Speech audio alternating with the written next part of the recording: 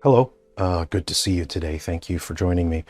Today we'll be taking a look at the character designs of Monster Hunter Wilds. This is a new game that has launched recently. I personally have not played the game yet as I'm very busy with my work schedule finishing up my upcoming games. So it is unfortunate I haven't had a chance to play the game yet. I do enjoy the Monster Hunter games, but at the moment, this is just going to end up on my backlog, like many other titles.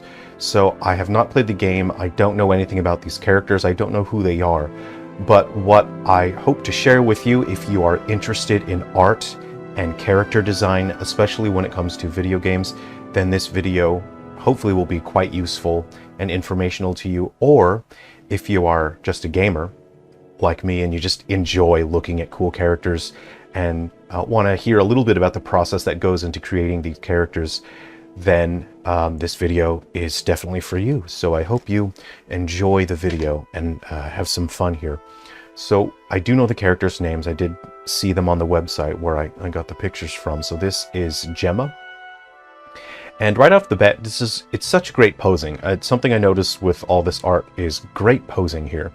The characters all adhere to a consistent universal palette. And if you are not careful when you do that, then your characters in your game world look quite bland. I've seen videos and pictures of the game. It's sandy. If you know anything about sand, it is rough, it is coarse, and it is irritating, and it does get everywhere.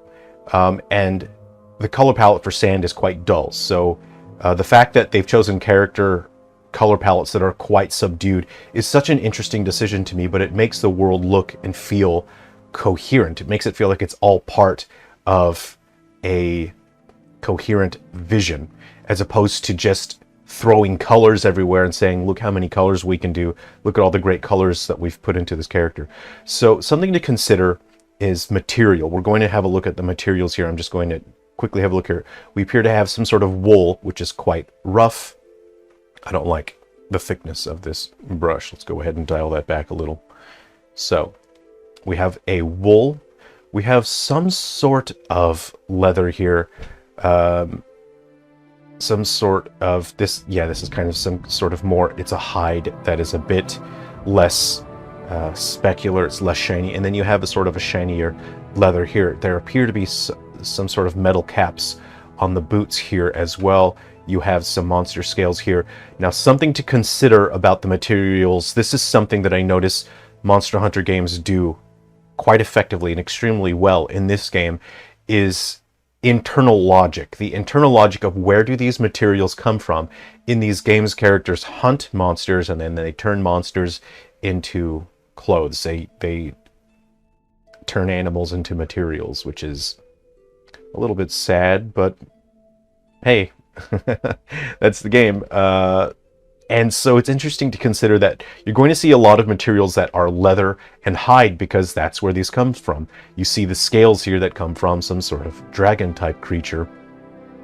So in previous videos about character design, we discussed things like color.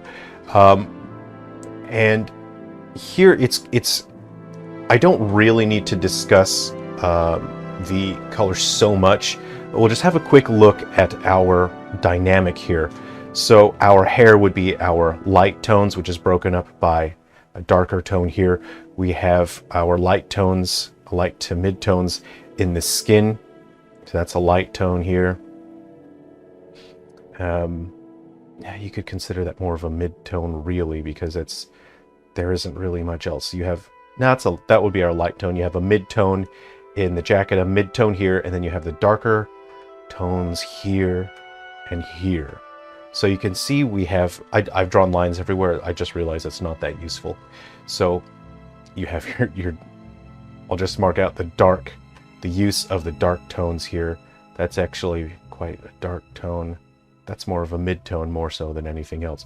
So you can see we have 3 layers of the dark tones. We also have some verticality and asymmetry here. Good use of diagonal lines. This is a dark tone. Those are all part of it as well. So those are the dark tones here, but that's all free-flowing. So those are our dark. Let's go ahead and have a look at our mid-tones. We have our mid-tones here, here, and here. So you see they're in layers. It's quite good layering. And then we have our lighter tones, which would be here, but that's also here, and our lighter tones here and here. So you can see we've properly layered the use of our tonal dynamic. We have good dynamic distribution here. We also have this reflective material that catches light, and it can, despite the fact that it is a darker tone because of its reflectivity, it can also catch the light and serve as a lighter tone depending on the lighting. So it makes the character look quite interesting. So I find this quite interesting. We'll have a look at the use of our colors here. We have basically our identifying colors are red and yellow, or it's sort of a darker yellow, right? We have the red present in the jacket, which is quite prominent on the character, but we also have the undershirt, which is excellent. This is an excellent way to have the consistency throughout the character, to have cohesion, because you have the red here and you also have red here. We have a little bit of the red showing through here, which is quite subtle, but it is her undergarments that have the red just there. Her little bunny wabbit has red there. Even the tools, the pencils here, have a little bit of red. So there is cohesion in this character. It's well considered, quite nice. We have good use of asymmetry with the single gauntlet here and the belt sagging down with the various elements. Good use of asymmetry. One shortcut with character design, if you need your characters to really visually pop and look more interesting, is to use asymmetry. So this is an excellent character. I don't want to give a rating. I'm not going to give ratings to these characters. I'm going to give this one S rank, though. That's an S rank. Good character. We also have that light.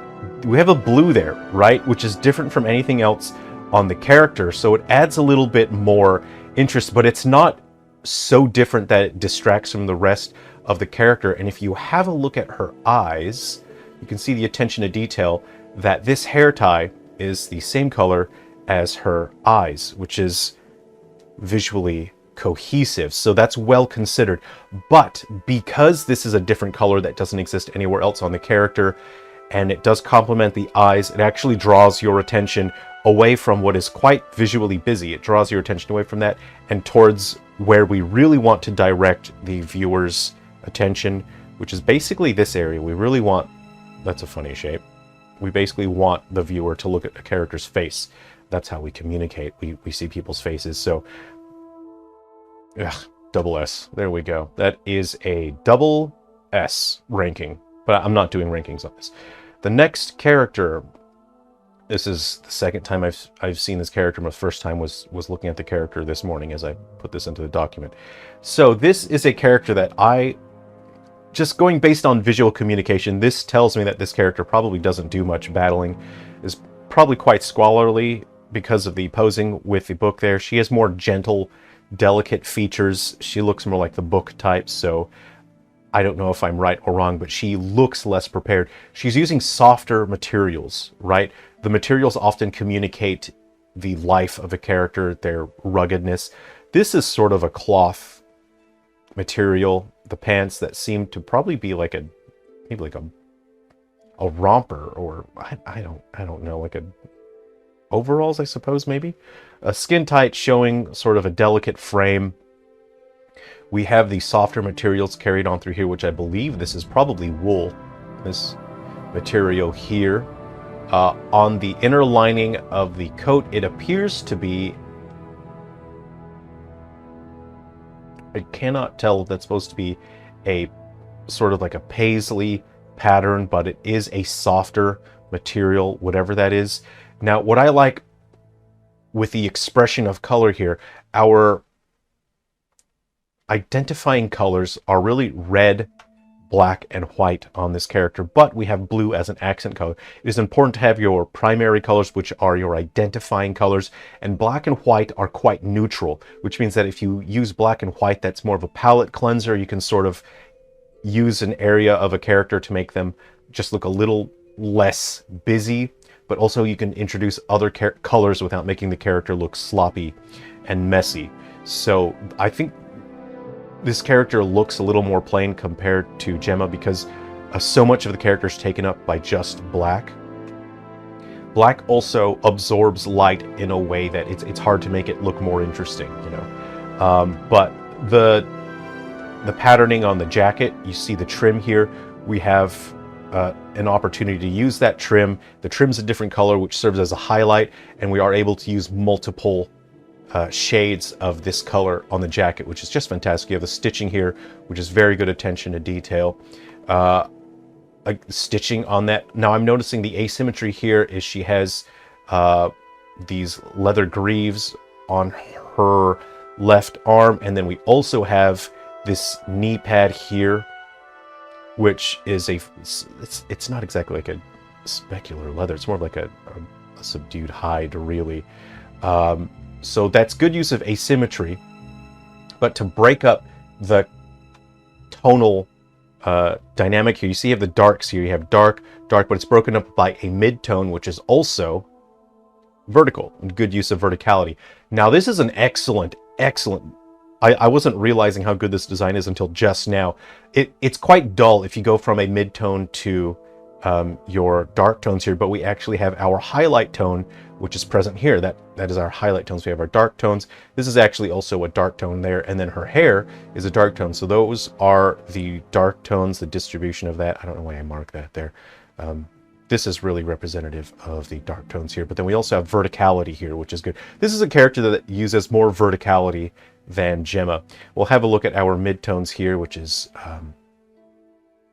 well, this is really our midtone. This whole big deal is a midtone, and if we just sort of dial that down a little bit, you can see that this is also a midtone. Despite being a lighter color, the tone itself is a midtone. So these are midtones and big midtones here.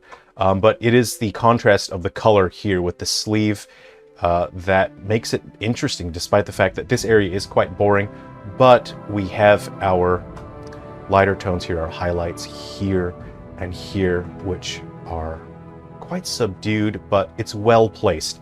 Now, something I really respect here is the use of the accent color. It is used asymmetrically, so we have this big sleeve here, asymmetric use of that color, but it's also present here. We have the accent color here, which again builds visual cohesion, but I really appreciate the use of this undershirt here as a highlight.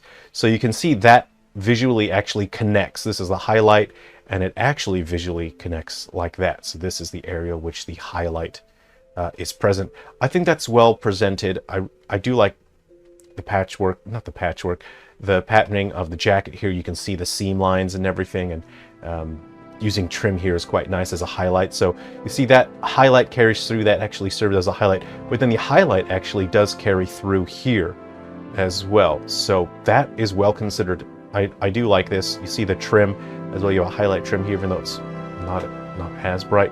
Something that I don't like about this character design is there's a little bit of I would say ill consideration for internal logic. I do understand this game takes place very much in the sand, where sand is rough and coarse and irritating and it gets everywhere. And she's wearing these things, and I just gotta say, you're going to walk about 5 steps and these puppies are filling up with sand, and she is gonna get sand all in there. So personally, when I see something like that in the game, I kind of think maybe you didn't consider the character enough, because if you have a look at Gemma, like, she's not getting sand in there, right? That is sandproof. IP79, I guess, is what they use to determine sandproofing, but that is not. That's problematic. Okay, so let's go ahead and have a look at Palico. Here's a little friend. This is a simpler design. It's quite nice. We'll just quickly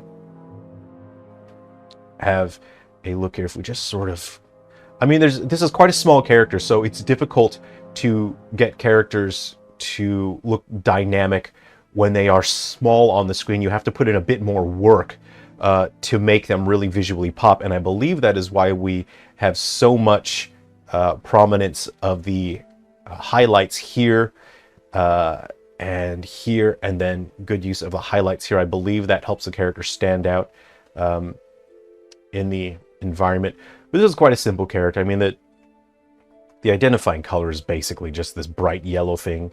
You have this wood backpack, and you have what I think is like a coconut helmet. I suppose that'd do the trick. I don't really have that much to say about this design, really. It's quite simple. The yellow on the character is quite similar to the skin, and on a human character, I would say this is kind of not ideal. Having clothes that are a similar color to a human skin is quite unpleasant.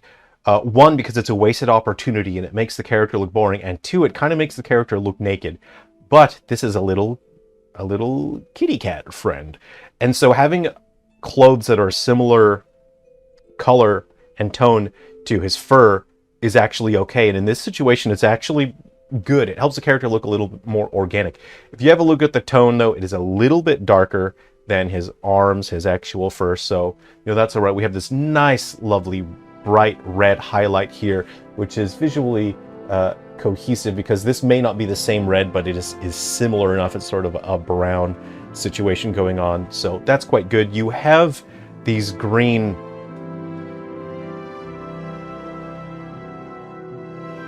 nipple guards. You have these green nipple guards, and they basically match the coconut helmet here. You have a little happy face just here. I love little iconography like this, which sort of is consistent with this little happy face. So this guy's got two little happy faces, and I personally feel like the more happy faces, the better. So this design, I think, yeah, you know what? I didn't realize how good it was until taking a closer look. This is a really good design. I really like this. We see the straps of his bag there, but this is a detail I quite like here. This is leather that comes through there, but we have a little bit of interest and visual cohesion when we have leather here. It's this sort of, monster leather that's quite brown. It appears to be probably the same leather that's used on his tiny little nubs down here. But we appear to have an undershirt that seems to be a bit more refined. It's a sleeker, shinier, I would say it's probably leather in there, that adds dynamic to the character. So it's shinier. It's a darker color, but it is shinier. This is a cool design. I really like this. I really like the visual cohesion of the fur being used here, and the fur also, being prominent here. Great. Excellent. I like this very much. Palico. So I'm assuming so far these three characters, because they're visually dense, they have high color complexity, and they're visually dense. This tells me that these are probably a significant part of the story. They probably feature prominently. So I would say that they're probably quite important to the story. This design is very simple. This is a very simple design. As I said before, black and white are generally palette cleansers, but unfortunately they're also quite boring colors. So to feature it so prominently, like this whole area here, we'll just mark this out through verticality here. That, and then this whole area here is quite boring. That they're using palette cleansing colors. And again, black and white give you the opportunity to introduce other colors without making things look so messy.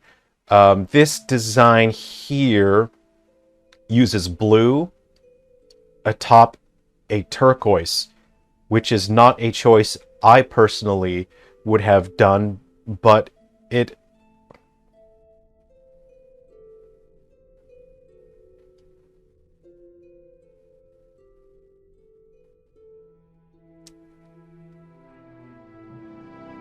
So the problem with these colors is that they're very close together. They're too similar. They're similar in color, but not similar enough. And when colors are somewhat similar, but not similar enough, they actually clash. And to me, this is visually quite noisy, and I don't really like what I'm looking at. What they could have done is made one of these colors a bit darker. There's probably a reason, because all of these character designs have been so good. They're so well considered that I'm certain there is a reason for this. Whoever designed this obviously is trying to say something about this character.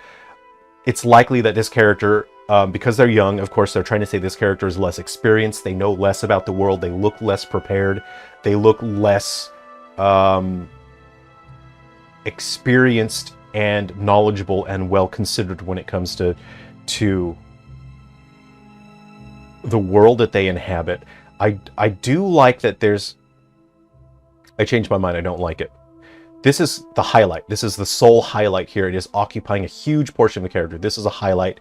And then this is the highlight. And you would think it would be good if this was also a highlight, but this is a mid-tone color that does not appear anywhere else. So there's no visual cohesion here. This doesn't appear anywhere else. But we do have some asymmetry here. I do like the asymmetry of this. I like that asymmetry here. The pockets are symmetrical. There is a use of material here. I cannot determine if this is supposed to be some sort of leather that is part of the shirt. But there is an errant detail here that I really dislike, that is extremely unpleasant to me. And I do not like... So we need to be very adult about these conversations, and we are discussing a young character, so we need to address this topic very carefully, but errant details are extremely important. There's an errant detail, whether the designers intended for this to draw attention to it or not, but in the crotch area of characters, errant details can draw attention in a way. They can evoke shapes that we don't actually want or need, and this is something that there's an this detail should not be there on this character, and I'm not trying to be funny here. And I'm saying this as a professional. That should not be there. Whatever that is, that needs to be removed. Were I to advise on this design, I would say get that out of there. That doesn't need to be there. Were I to advise on this, I would not have signed off on this design. I'm going to be honest right now. This is not a good design. I would have adjusted the colors on this. I would have made this inner coat just a little different. And I'm not saying that they've done a bad job here. I don't know the people that have made this character design, but I'm not here to insult them. I'm not trying to say that I would do a better job than these people. They've done a great job on this game. I'm just saying that I would have made that inner coat lighter, and I would have saturated that blue just a little bit more here.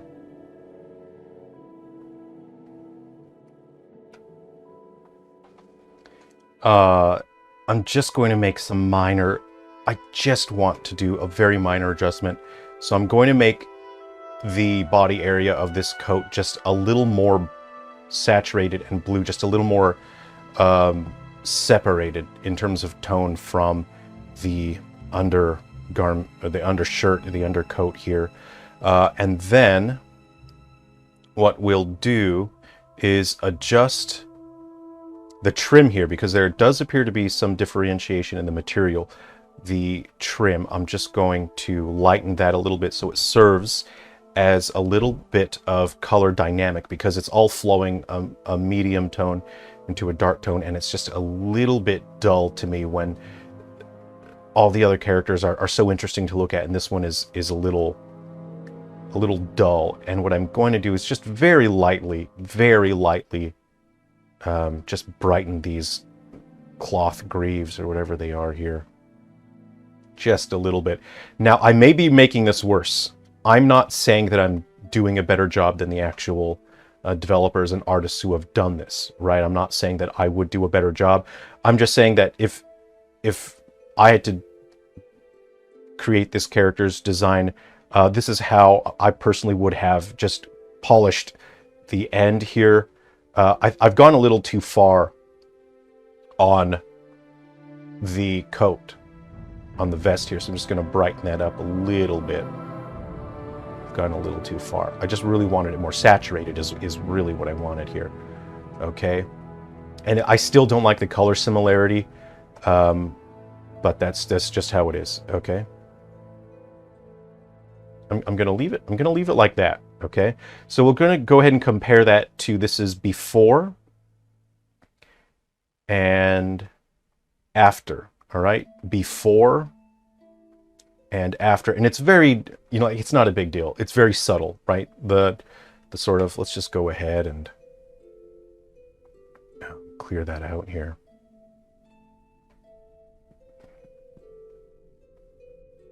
Right.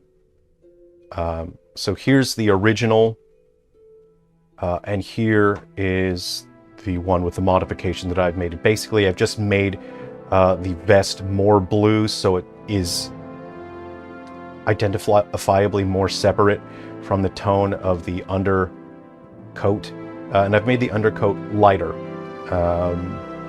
and I've just adjusted the trim here so that there is at least some difference in the distribution of the tones there. I don't know if I like this one better. I don't know. I could have made it worse, but that's personally how I would have done it. But they've done a great job on this game. I'm not saying that this is better. I'm saying if this was one of my characters that I was designing, I would have separated the tones a little bit more. But I don't like this design. So I will be giving this one a... Oh. This is a D minus. It's a D minus. It's a D meh. Nada gets a D meh. This is Hunter. I don't want to harp on too long about this. This is sort of the player character here. There's so many details here. This is quite detail dense and detail rich. Something that I noticed they do with the Monster Hunter games is the higher the detail density, the more important the character is. And I will show you further examples of that. But this is the busiest, most complex character, and that visibly tells us this person's important, and this person is you. You're important. What I like about the two characters here is that they are male and female, which are the two options. And despite, you know, they're looking so different, they share a number of similar traits, which is so cool. I really enjoy when characters give you the option to pick one of the only two genders that exist, and you see similarities in the designs despite the fact that they're different. You have this sort of metal gauntlet here, which also is represented here. It's so neat. There is an identifiable color here, which is this orange, and it's got this neat little pattern. Very cool, very cool, which is also present here and here. They both have that represented on the inside of their collars, which is such a cool way. Flaring out the collar is a sign of power, confidence, and masculinity, and it's so cool to have that flared out like that. Very cool. I really like that, having that color balance there. But if you see it, that it's so important. This color's so important because it breaks up the visual monotony of these characters. Otherwise, it would be very dull. It'd be so boring here, and there's many other ways to accidentally take things too far and then make it boring, or not boring, make it too busy, right? You also have this metal breastplate on the inside. Very cool. This character has a sort of a, I think like a breathing mask, I would assume for the sand. And then this character, this is cool. I really like this. This is such an interesting way. So this evokes the look of sort of like a cap, like a modern cap from our world. So already it uses evocation to sort of elicit, hey, this is a cool dude. This is like a hip hop dude with attitude. Even though it's not a cap from our real world, it evokes the memory and the thought of one. Excellent way to do that. It looks like there are goggles there as well. So I would assume that when he brings that down, this might be a full face mask, and maybe that's what it is. But the fact that it looks like a mask is really cool. We also have a soft material on the right hand with this glove and padding here, which is also represented here. A little bit of Yuffie Kizaragi vibes going on there. We have the asymmetrical tool pouch there, and then we also have the belt coming down here.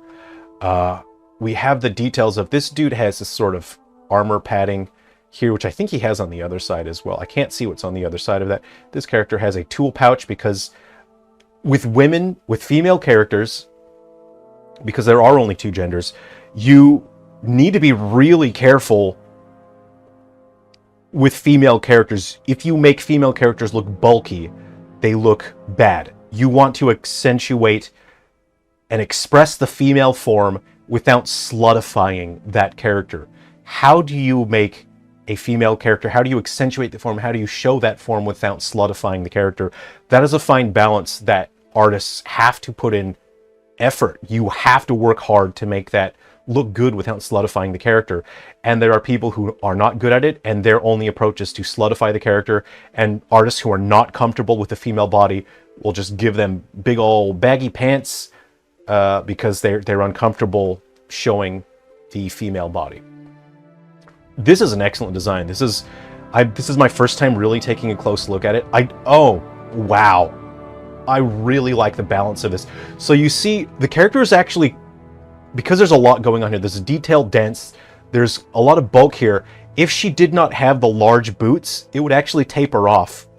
And the detailed density down here would be significantly lower. It would have very weak distribution of detail density. It'd be very low here and very high here. But because the boots are larger and it sort of fans out, you know, it makes the figure a little bigger down here. It actually balances out the character. S. I'm not giving rankings. These aren't grades or rankings. I'm just saying this one's S. This is an S. Plus, how do you make this into a happy face? That's not a happy face. This is... I need to workshop that. This is an S+.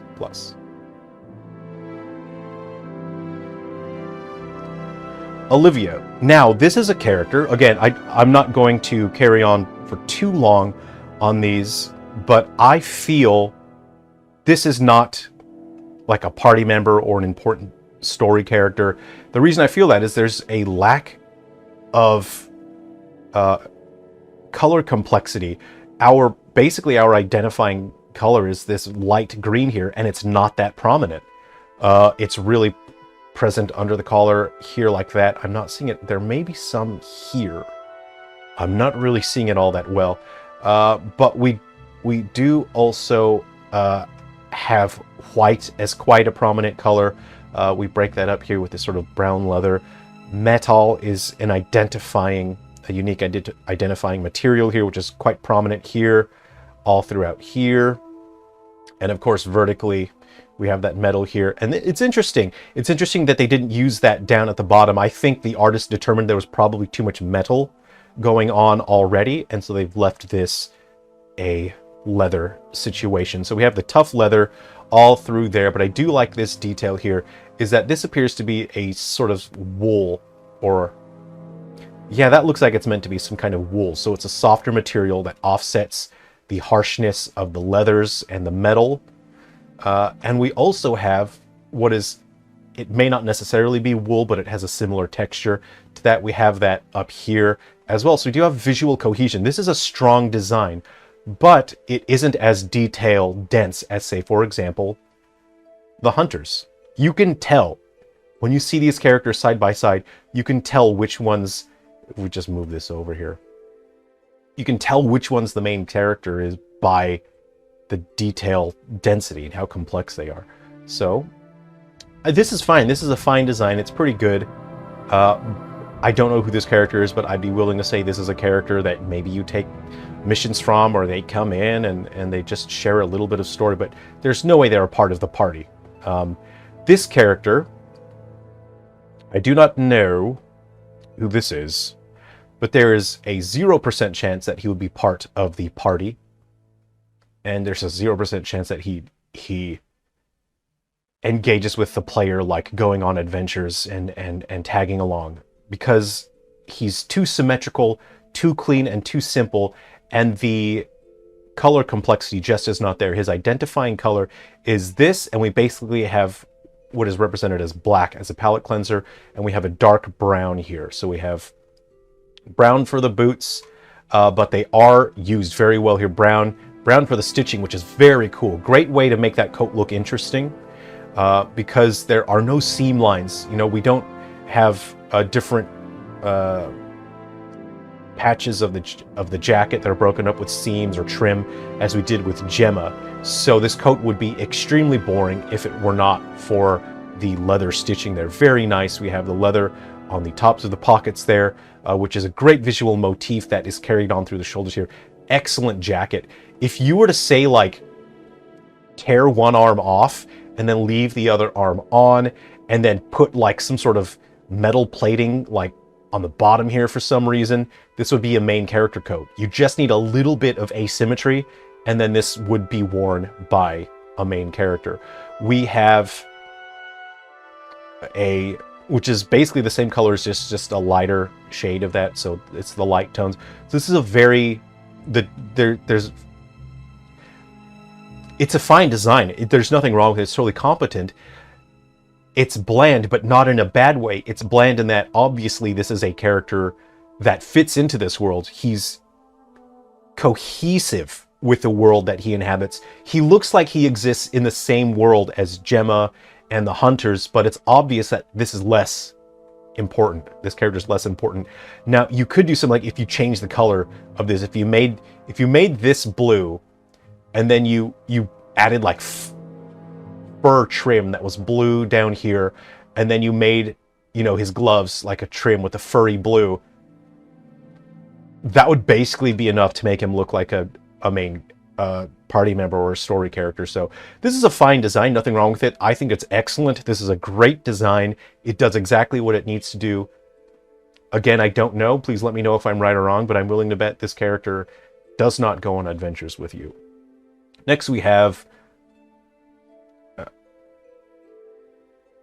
Werner. So this is obviously, again, like more of like a background character, and I'm just very quickly, everyone loves these pouches here. Everyone's got to have these tool bags. I can get behind that, I believe. I'm just willing to bet this is like a blacksmith or something. There's not much to say. I put this character here because he has the absolute bare minimum of tonal dynamic. You know, you have some lights here, you have the darks here, mid-tones here, but it's not to the same degree as we saw with the other characters. He's still interesting, like this sort of shiny leather. There's sort of like a similar material, not the same thing, but similar going on there, with these nice diagonal lines for some visual interest and asymmetry. This is a similar material to this, but a different color, which is an interesting, yeah, that's interesting. But it's clear that this is like a shopkeeper. And again, I just want to hammer home the point. It is obvious that this character exists in the same world because they have similar internal logic. The internal logic is considered, why does this character exist in this world? How does this character exist in this world? And what role do they play? And to me, they've done an excellent job showcasing this character does exist in the same world as those other characters. He's just not as important. He's less visually complex. There's less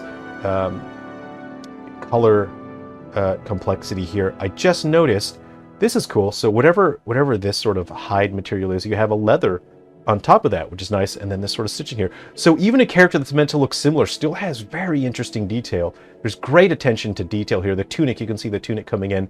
This character has these diagonal lines, which seem to be a visual motif. And that is present. Great visual motif, but also tic-tac-toe lines, which is great. Great, great, great, great, great. This character is not meant to be great, but you know what? This is an A+. A+ to Werner. This is our last character, Eric. I'm going to assume this is Bugcatcher Eric. He has a similar vibe to, what's her name, Alma? And look, there isn't much that I can say that I haven't already covered before. But again, this is a step up from Werner, right? Werner is, this is this guy. This is this guy. This character looks like he runs a shop, and this character looks like he might be, you might take him on an escort mission to go find bugs. I'm trying to discern I'm extrapolating some information here. He's got a little bug jar, but it's a scholarly character. I think they pose scholarly characters with books here. I think is what they're trying to do. I really like the asymmetry. I'll just comment on design elements that I like here. I like the asymmetry of the collar opening up.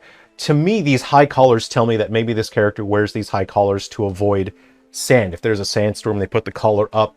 Visually, to me, that is what this is saying. If I'm looking at this as a viewer, I'm looking at the design elements. That is what I am interpreting. The fact that it opens up gives it a sense of casualness, a bit of rebellious attitude. I really like that there is the highlight tone inside the collar, which is great. It's really well considered. I really like the highlight tones being used on the inside of the clothes. That's something that I see as quite consistent across all of these designs, is we use highlight tones as the inside of the clothing, which is not something I see all that often in character designs, which is really great. So I really like that. This is really cool design philosophy. I really like the use of trim here to separate. This is sort of a hide material.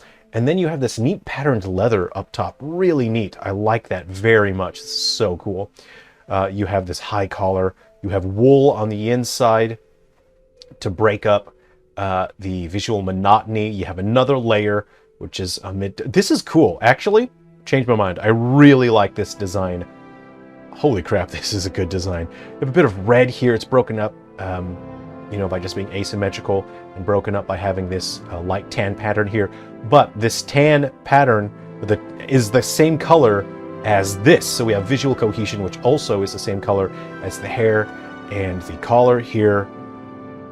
We have these sort of, these open up. They kind of look like shorts. And shorts are something we kind of associate with people who are younger, sort of youthful, because shorts are comfortable and easy to wear. So even though these may not be shorts, they evoke the sense of shorts. They evoke the thought or the memory of shorts. We have internal greaves.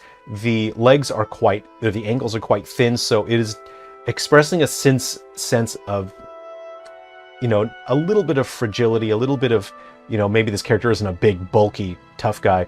Oh, I really like this. I like this detail here. This is leather. So these appear to be some sort of like a hide or cloth there. And then you have leather here to break that up. Very cool. Good use of trim just there. This is rolled up to kind of make it seem like maybe the pants didn't really fit them and they had to roll it up. So this is such a good design. It's meant to be simple. It's not complicated. This is such a good design. Again, the baggy clothes, like everything on this character is ill-fitting, right? The clothes seem ill-fitting, which seems like it makes this character feel like ragtag and improvised.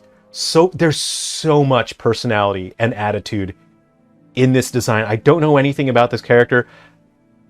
I kind of like this character. Unfortunately, it feels like there's so much less detail complexity. I don't feel like this is a character that accompanies you on your journey because they feel a little too simple. I feel like this might be like just a side quest character. I'm gonna say it. I'm not giving rankings. I like it. Anyway, thanks very much for joining me today. I hope you enjoyed those breakdowns. I hope if you're into character design and anything like that, I hope this has been useful or educational in some way. And if you're just into games, I hope you've enjoyed taking a look at sort of the process that goes into building, constructing a character. I just want to thank the Patreon supporters. Thank you so much. I try to use your contributions to get things for the channel so I can make fun, cool, interesting, funny videos for you. I've just done a bonus video that's exclusive to Patreon. I've never done that before, but I'm just unboxing some props and things that I bought for the studio, so I'll put that on Patreon. It's nothing big. It's just, you know, it's just a fun little way to hang out for the Patreon supporters, and I'll put that video there, and yeah, we can just hang out a little bit more. So thanks very much for watching. And if you would like to see some other character analyses videos, I'll put them on the screen now. So please feel free to view those. Thank you very much. Please be well. Take care. Do your best. I'll see you next time.